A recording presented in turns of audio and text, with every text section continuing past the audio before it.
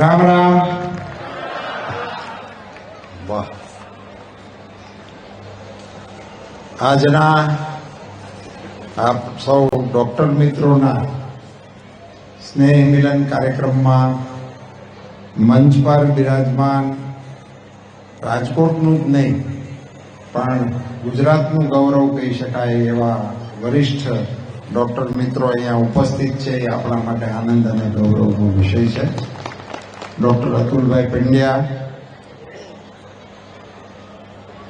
Doctor Chetan Lalcheta, doctor Piyush Anadkat, doctor Narendrabhai Visani, doctor Bharat Kakadiya, doctor Prakash Modha saheb, doctor Nitinbhai Lal, doctor Mayank Thakkar, doctor Kant Jogani, doctor Jayesh Dogariya, doctor Sushil Kariya, doctor DK Shah saheb, doctor Rajendra Trivedi સાહેબ, મંચ પર બિરાજમાન અમારા સાથીદાર રાજ્યસભાના ભાઈ શ્રી રામભાઈ મોકરિયા, અમારા ધારાસભ્ય બહેન શ્રી દર્શિતાબેન, અમારા એ તો પાછા ડોક્ટરમાં આવે ડોક્ટર દર્શિતાબેન, ભાઈ શ્રી મુકેશભાઈ દોશી, અન્ય સૌ મહાનુભાવો, આપ સૌ ડોક્ટર ભાઈઓ અને બહેનો, આપ સૌને મારા રામ રામ. આપે સ્નેહ મિલન રાખ્યું પણ સ્નેહનો લાભાર્થી હું છું. એને માટે હું આપણા ડોક્ટર મિત્રોએ અને આયોજકોને હું હૃદયપૂર્વકનો એમનો આભાર પણ માનું છું અને એમનું અભિનંદન પણ કરું છું. સમાજના અન્ય વર્ગના પણ સ્નેહ મિલનો અને કાર્યક્રમો થાય છે, પણ આ એક વર્ગ એવો છે એમની એપોઇન્ટમેન્ટ લેવા માટે મુશ્કેલી, એમના કામ માટે જોઈતી હોય તો પણ સમયની અગવડતા હોય છે. એમાંથી સમય કાઢીને આપ સૌ આવ્યા છો એટલા માટે હું આપ સૌને ધન્યવાદ પણ આપું છું અને અભિનંદન પણ આપું છું. કોરોના વખતની વાતચીતો થઈ, એમાં આપ સૌ લોકોએ જે કોન્ટ્રીબ્યુટ કર્યું એનો વ્યક્તિગત તમને બધાને શ્રેય ગયો. અને હું તો એમ કહું છું કે એક વખત આપણી આ કરેલી કામગીરી માટે આપણે બધા જોરદાર તાલીઓ વગાડી.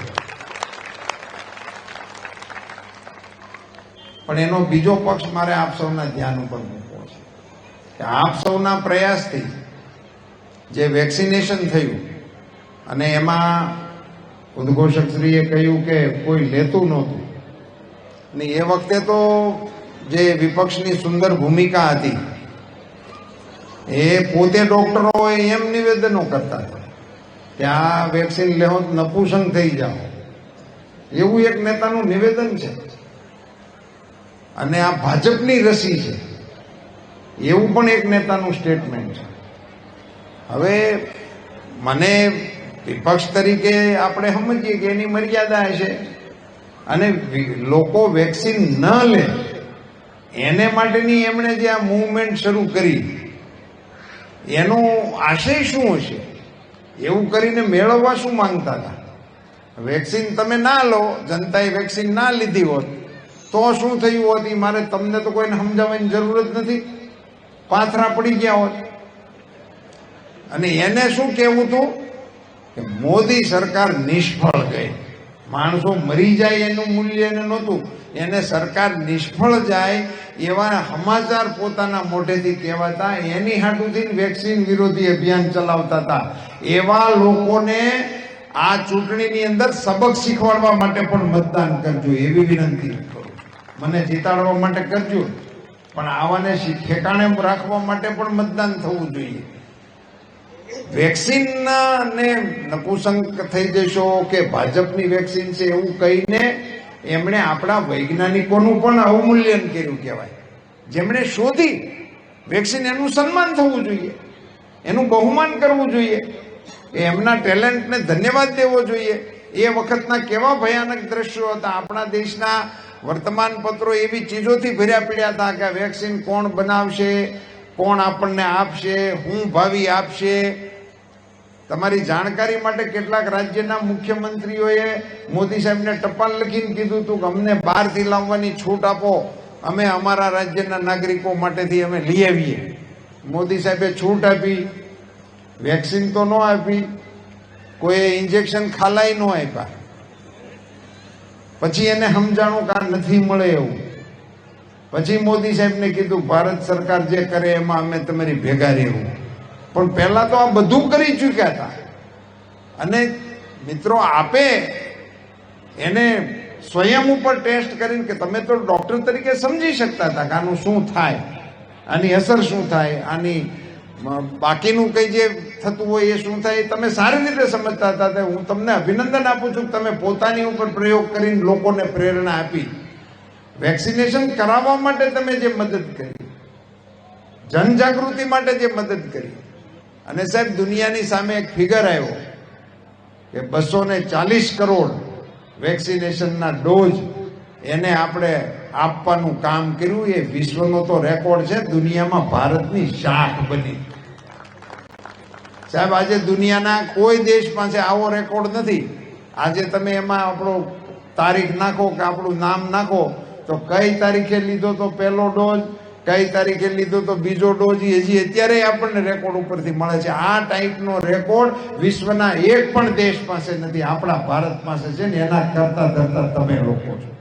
એને લીધે આપણા દેશની શાખ વધી. આપણે તો વેક્સિન કેદી આવતી, ત્યાં હંધાય ઠાકી રે, એની ગરાગી બંધ થઈ જાય, પછી આપણે ત્યાં વેક્સિન આવે. આ શીતળાની એની બધી વેક્સિનો આપણે ત્યાં કેટલા વર્ષ પછી આવી. આપણે તો બધું કેટલીય વેક્સિન ના આવા આપણા અનુભવો છે. આજે સ્થિતિ એવી છે કે વેક્સિન બનાવવાનું હબ એ ભારત બની રહ્યું છે. એ પ્રકારની સ્થિતિનું આ કોરોના પછી સર્જન થયું છે. કોરોનાને કારણે આપણા દેશની અંદર એક આ પ્રકારનો બદલાવ આવ્યો. વેક્સિન પણ શોધાણી, એને આપવા માટેના આરોગ્ય વિભાગના જે પ્રયાસો થયા અને એને કારણે વિદેશના જે લોકોને વેક્સિન અપાણી.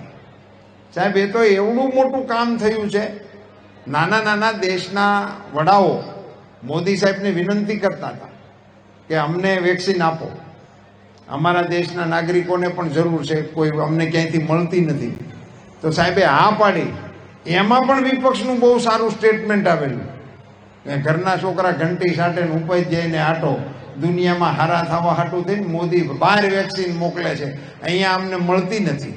એવા નિવેદનો એ વખતે આપેલા. પણ સાહેબે મેનેજ કરીને એમને હા પાડી. પછી ખૂબ મજાની વાત આવી હતી. એ દેશના લોકો રાજી તો થઈ ગયા વડા, મોદી સાહેબે હા પાડી વેક્સિન આપશે. પણ લેવા હેમાં આવે? લોકડાઉન હતું, એર બંધ, દરિયાઈ રસ્તા બંધ હતા. એમના દેશમાંથી એવી કોઈ વ્યવસ્થા નહોતી કે લેવા આવી શકે. એ લોકોએ મોદી સાહેબને ફરીથી વિનંતી કરી, સાહેબ આપે હા પાડી પણ મોકલો તો થાય એવું છે, અમારીથી લેવા આવાય એવું નથી. ત્યારે એને લોકડાઉનનો સાચો ભાવાર્થ સમજાણો. લોકડાઉનમાં ઘણા બધાને એવું હતું કે રજા, એમ એ રજા નહોતી, ખડકી નહોતી ખોલવાની, એ અઘરું હતું. એટલે વેક્સિન પહોંચાડવાનું કામ, જેમ અહીંયાથી આપના માટે ઉલ્લેખ થયો કે તમે પોતાની જાત ઉપર ટેસ્ટિંગ કરી અને લોકોને બતાવવાનો પ્રયાસ કર્યો, એવી રીતે એક વખત તાલી વગાડો. એર ઇન્ડિયાના પાયલોટોએ માથે કફન બાંધીને એ વખતે સાહેબ વિદેશની અંદર વેક્સિન પહોંચાડવાનું કામ કર્યું. બે કામ એ વખતે એ લોકો એવા કર્યા હતા જેને સદૈવ ભારતના નાગરિકો યાદ રાખશે.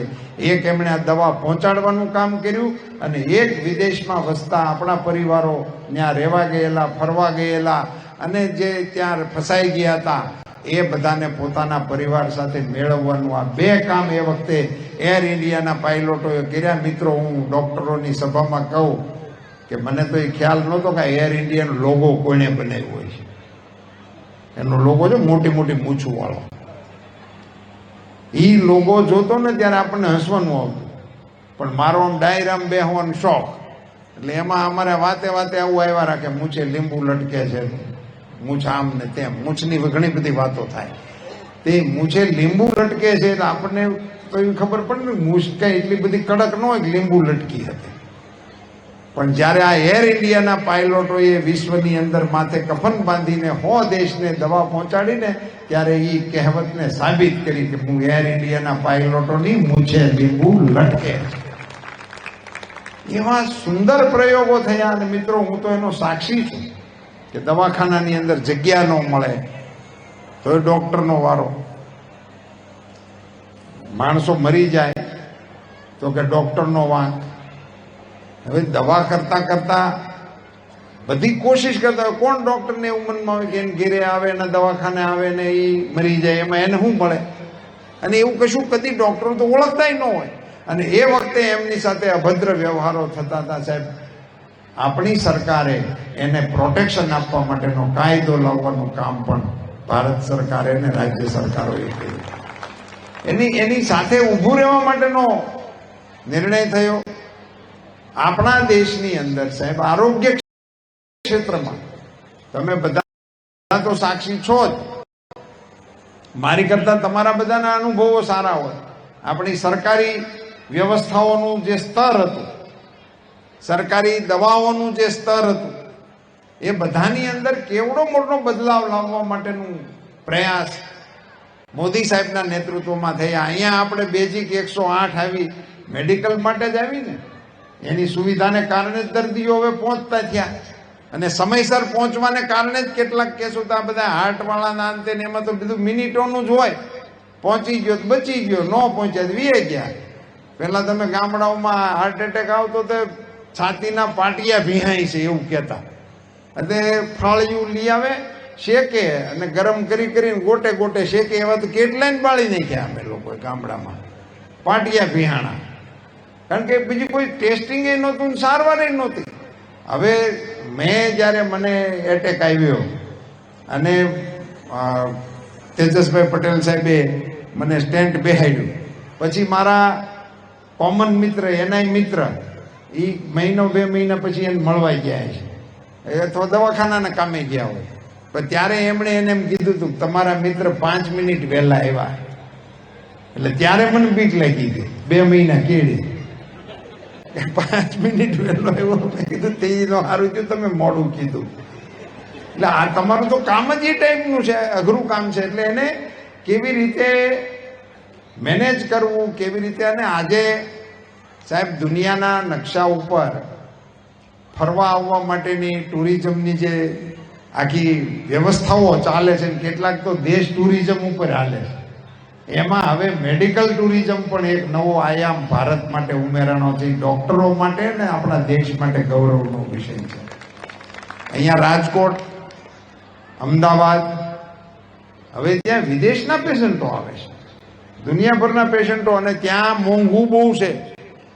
યુરોપમાં ને અમેરિકામાં મોંઘું બહુ છે. એટલે ઘણા અહીંયા આવીને એની સારવાર લેવા માટેનું એને પરવડે છે. એવી વ્યવસ્થાઓ જે ભારતમાં ઊભી થઈ છે, એ મેડિકલ ટુરિઝમનો પણ એક નવો કોન્સેપ્ટ આપણી સરકારના અને આપ સૌના સહિયારા પ્રયાસોથી આગળ વધી રહ્યો છે. તબીબી ક્ષેત્રે અભ્યાસક્રમોની અંદર કેવડો મોટો બદલાવ લાવવા માટેનો પ્રયાસ થયો. કેટલી બધી મોટી સીટોની સંખ્યાઓ વધારવા માટેનો પ્રયાસ થયો. અમે કોલેજમાં હતા ને પહેલું વહેલું પ્રી મેડિકલ આવ્યું, ત્યારે જ હું પ્રીમાં આવ્યો. એટલે ત્યાં સુધી એવું હતું કે એફઆઈમાંથી જતા હતા. એટલે એક વર્ષ બધા કોલેજ અરે એકોમોડેટ થાય અને બીજે વર્ષે પછી મહેનત કરીને મેડિકલમાં જાય. એટલે અમારે વખતે પ્રી મેડિકલ આવ્યું પહેલું વહેલું 73 તે જે સમજણા હતા એને હંધાઈ ડ્રોપ લઈ લીધો. તો મને એ નહોતી સમજણ કે ડ્રોપ શું કહેવાય. ઓકે, મને પૂછ્યું હતું કે આ તમારે લઈ લેવો જોઈએ. મેં કીધું પણ આપણે શું કામ ખર્ચો કરવો, એમ જે છે એનેથી રોડવો ને, એમ ડ્રોપનો કાંઈક ભાવ આવતો હોય છે. મેં કીધું એટલે એવું કંઈ લીધું નહોતું અમે. અને અમને તો એમાં કાંઈ ખ્યાલ જ નહોતો આવતો કે શું કહેવાય. એસએસસી કરીને અમે તો આવેલા કોલેજમાં અને 11મું કરીને. તે મોટાભાગના મારા કો સ્ટુડન્ટોએ ડ્રોપ લીધેલું અને એ પછી બીજી વખત તૈયારી કરીને એમણે ફેસ કરીને અમે તો ઘણા બધા ડૉક્ટરો થયા. પણ અમે તો હાલે ગયા એમને સીધી પાડી ગયા. એટલે પછી અહીંયા આવ્યા. એ બધા સંસ્મરણો છે ને, આ તો બધા એ વખતના. પણ એ વખતે જે સંખ્યા હતી એ બહુ લિમિટેડ હતી અને એને કારણે આજે ખૂબ મોટી સંખ્યામાં આપણા એ શિક્ષણને વધારવાનો અને જિલ્લે જિલ્લે મેડિકલ કોલેજ કરવાનો સંકલ્પ થયો છે. એ ખૂબ મોટું આખું કામ આખા દેશની અંદર થઈ રહ્યું છે. હું તો અમરેલીનો છું, ત્યાંથી આવું છું. તમારી તો સિવિલ હોસ્પિટલ એટલે મેં ત્યાંથી દર્દીઓને ભાગી જતા જોયા છે. એમ દર્દી આગળ ભાગતો હોય, પાછળ કમ્પાઉન્ડર દોડતો હોય, પકડવાની કોશિશ કરતા હોય ને એવા બધા દ્રશ્યો મેં જોયેલા છે. એ પછી મેં એને ઊભો રાખીને પૂછ્યું હતું, મેં કીધું હું કામે તું ભાગે છે? કે હું ભાગું નહીં તો શું કરું? કે ઓલા સાફ સફાઈ કરવા વાળા આવ્યા હતા, એને મારા ખાટલાનું પેડ ઓલાને ખાટલા ઉપર મૂકી દીધું છે. એટલે ઓલી ટિપ્સ લખેલી હોય ને, આને ઇન્જેક્શન દેવું કે આને જે પાવું કેવું તેવું બધું લખ્યું હોય એ બદલાઈ ગયું છે. હું સવારનો કીધા રાખું છું કે મારું નથી તો કોઈ માનતું નથી, અને એ ઇન્જેક્શન ભરીને આવ્યા એટલે હું કે પછી બીજું શું કરવું કે ભાગું છું. આવી અદ્ભુત વ્યવસ્થાઓ હતી. એને બદલે કોલેજ થવાને કારણે સાહેબ, હમણાં હું ત્યાં સિવિલ હોસ્પિટલની મુલાકાતે ગયો હતો. એક અદ્યતન સારામાં સારી હોસ્પિટલનો અનુભવ, પ્રાઇવેટ હોસ્પિટલ હોય એવું માહોલ ત્યાં જોવા મળે છે. અને એને કારણે આવા ઇન્ટિરિયર વિસ્તારની અંદર પણ લોકોને એની સારવાર કરવા માટેના સાધનો ઉપલબ્ધ થઈ રહ્યા છે. આપણને આયુર્વેદની દૃષ્ટિએ સાહેબ સેન્ટર દુનિયાનું આપણને મળ્યું. આપણે તો ભાગ્યશાળી છીએ, જામનગરને મળ્યું. સૌરાષ્ટ્રમાં આપણા ત્યાં સેન્ટર આવ્યું. એ મોટી એક સિદ્ધિ કહેવાય. એની પાછળની એક નાનકડી વાત તમારા ધ્યાન માટે ખાલી મૂકવી છે કે એ વખતે ફાઇનલમાં આપણે એને ચીન હતો કોને સેન્ટર આપવું, કે ઓલ્ટરનેટ મેડિસિનની અંદર ચાઇના પણ ખૂબ આગળ છે અને એની પાસે પણ એનું મોટું તંત્ર છે. આપણી અને એમની વચ્ચે જ્યારે સ્પર્ધા ચાલતી હતી ત્યારે આપણને જે પસંદ કરવામાં આવ્યા એમાં આપણા પ્રધાનમંત્રી શ્રીની ડિપ્લોમસી, એમનું બાકીનું જે કંઈ હશે એ તો જરૂર એને કારણભૂત આપણે માની જ શકીએ. પણ વિશ્વના મતને પ્રભાવિત કરવાનું મોદી સાહેબનો જે પ્રયાસ છે એનું મહત્વનું રહસ્ય આમાં છે. ચાઇનાની તમામ મેડિસિન એ પ્રાણીજન્ય છે અને આપણી આયુર્વેદની તમામ મેડિસિન એ વનસ્પતિજન્ય છે. એ મતને કારણે આપણા સેન્ટ્રલને પસંદ કરવામાં આવ્યું. એટલે વિશ્વમાં એક નવો કોન્સેપ્ટ આખો નવો ડેવલપ થઈ ગયો. અને હવે તો તમારી મેડિકલની એવડી મોટી અસર થઈ છે આ કોરોના પછી કે લોકો ટેબલ ઉપર બેઠા બેઠા ડાઇનિંગ ટેબલ ઉપર કેલરી જ ગણ્યા રાખે. 1.5 રોટલી ખાય કેટલી કેલરી થઈ ગઈ એવી વાર્તા કરતા થઈ ગયા. અને જાત ભાતના બધા ઇનપુટ્સ ઇમ્યુનિટી વધારવા માટેના ડાયટ્સની અંદર કેટલા મોટા ફેરફારો થઈ ગયા. હવે બધા લોકોને પેલા 2 જ વિભાગ આવતા હતા, વેજ નોન વેજ. હવે એમાં જૈન થોડોક સમય આવ્યું, પણ હવે જે નવું આવ્યું છે તો ઓર્ગેનિક આવ્યું. ઓર્ગેનિક ફૂડથી ઇમ્યુનિટી સારી રહે છે. હવે એને કારણે આખી દુનિયામાં એની એવડી મોટી ડિમાન્ડ ઊભી થઈ છે કે આપણો બાબરકોટનો બાજરો ન્યુયોર્કમાં વેચાય ને બાજરો તો વેચ્યો.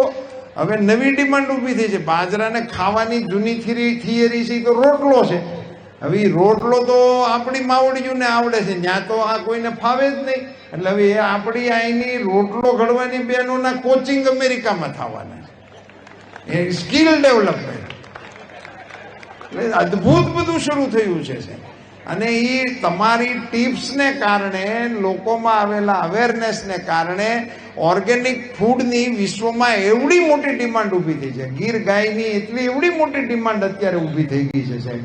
અમદાવાદની અંદર અમારો ભાઈ છે ગોપાલ, 250 રૂપિયા લીટર. અને એ બધું લાઈનમાં ઊભું રહીને દેવાનું. 5000 રૂપિયા કિલો ઘી. 5000 રૂપિયા આપો તો ઘી નો આપે, ટોકન આપે કે તમને 11મી તારીખે મળશે. તમે કલ્પના કરો આ બધા બદલાવો એટલા મોટા પ્રમાણમાં અત્યારે આવી રહ્યા છે. આપણી એક ઓંગોલ બ્રાન્ડની ગાય, આંધ્રપ્રદેશની બ્રાન્ડ છે, બ્રાઝિલની અંદર 1.5-2 મહિના પહેલા ઓનલાઈન 35 કરોડમાં વેચાણી.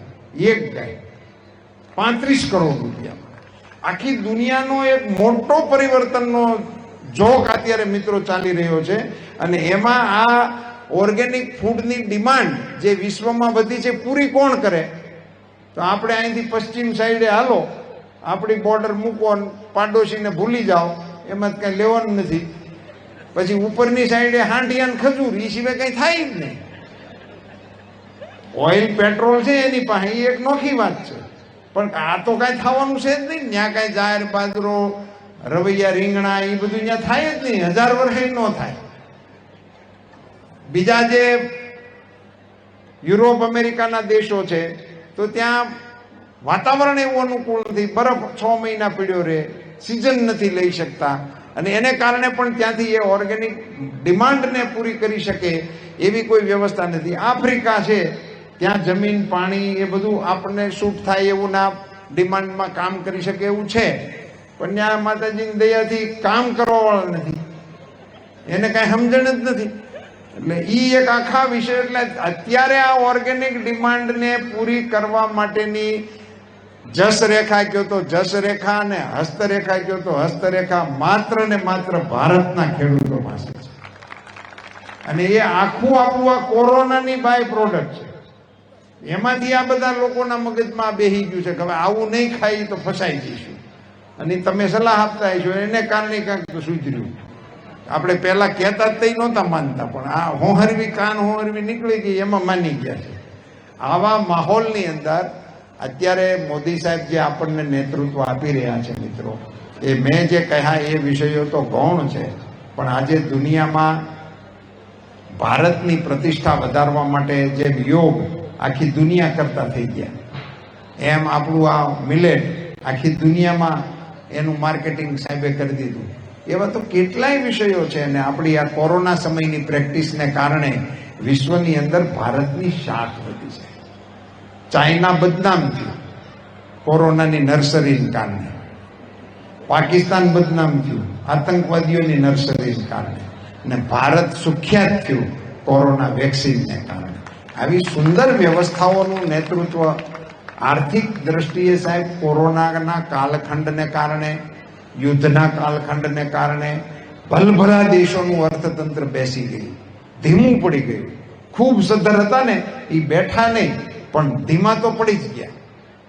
એકમાત્ર ભારત એવો દેશ છે કે ધીમોય ન પડ્યો અને એમની પ્રગતિ એક ધારી આગળ ચાલી, 5મા નંબરની અર્થવ્યવસ્થા બની ગઈ. મિત્રો અત્યારે ન્યૂઝપેપરો એવું રિપોર્ટિંગ કરવા માંડ્યા છે કે 3-4 મહિનાની અંદર ભારત 4થા નંબર ઉપર પહોંચી જશે. ચૂંટણીની અંદર આવા રિપોર્ટિંગ, વિદેશના વિશ્લેષણો આપણી પાસે આવતા થઈ ગયા છે. મોદી સાહેબે તો કીધું છે કે ત્રીજું એમની ટર્મ અને ત્રીજી અર્થતંત્ર દેશ વિશ્વનો બનશે, એની ઉપર આખી દુનિયાને ભરોસો છે. મોદી સાહેબે કીધું છે કે વિશ્વની ત્રીજી આર્થિક તાકાત ભારત બનશે, એટલે આખી દુનિયા માને છે. 7-8 જણા નથી માનતા, આની કોઈ છે આપણી પાસે, એ પછી માનશે, એનું વિધિવત જાહેરાત થઈ જાય ત્યારે માનશે. એવા માહોલમાં આ ચૂંટણી આવી છે ત્યારે અહીંયાથી જેમ ઉલ્લેખ થયો કે આપને તો રોજ કેટલા બધા લોકો આવવાના હોય, કેટલા લોકોનો સંપર્ક કરતા હો, પણ મારી નમ્ર સલાહ છે કે એ તમે જ્યારે એમનું પ્રિસ્ક્રિપ્શન આપતા હો કે એની ટિપ્સ આપતા હો ત્યારે કમળની વાત કરવી એ મને ઠીક નથી લાગતું, બીજું કાંક લખાઈ જાય એને બદલે. પણ તમારા પરિવારો, તમારી સાથે સંકળાયેલા પરિવારો, તમારી સાથે જોડાયેલા પરમેનન્ટ દર્દીઓ, જેની સાથે તમારો સીધો સંબંધ આવી ગયો છે, એની એક યાદી બનાવીને એનું આપના દવાખાના તરીકે, આપના મેડિકલ યુનિટ તરીકે એને એક એકમ ગણીને એ એકમનું 100% મતદાન થાય એ પ્રકારના પ્રયાસો અપાણી સાહેબ તમારે કરવા જોઈએ.